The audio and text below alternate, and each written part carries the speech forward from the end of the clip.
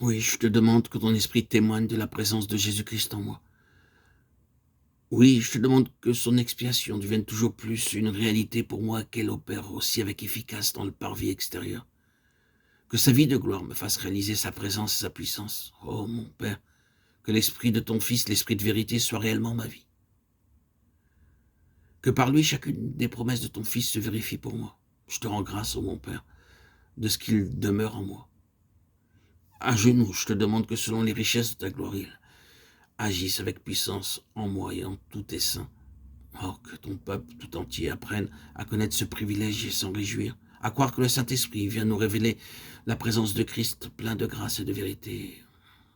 Oh, Dieu de vérité, toi qui cherches la vérité au fond du cœur de tes adorateurs, je te loue de nouveau de ce que tu m'as donné, l'esprit de vérité, de ce qu'il habite en moi. Je me prosterne devant toi avec humilité et crainte, te priant de me donner toujours plus l'assurance que l'esprit de vérité, l'esprit de Christ, est réellement en moi, qu'il est l'essence même de ma vie nouvelle, que tout en moi, pensée, parole et disposition d'esprit, témoignent de la présence de l'esprit de Christ, qui est la vérité.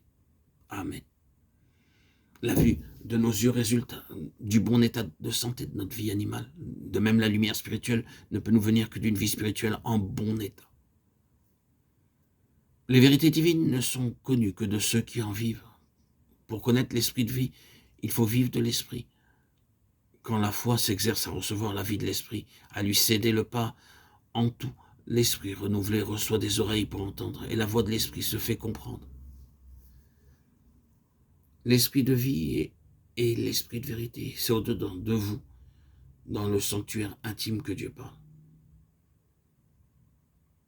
Le péché entraîne deux conséquences distinctes. Non seulement il encourt la juste condamnation d'en haut, mais il amène en outre un état de corruption morale.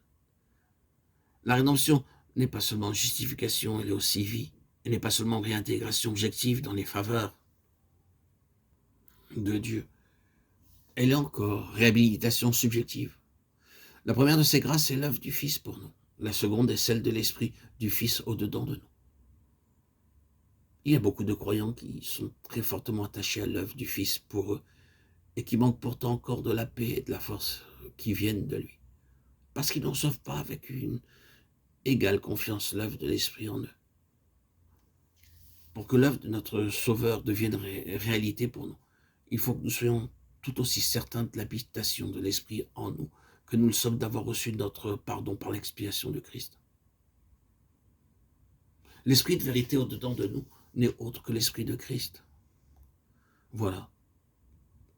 Tu aimes la vérité dans l'intérieur et tu m'avais enseigné la sagesse dans le secret de mon cœur. Psaume 51:8.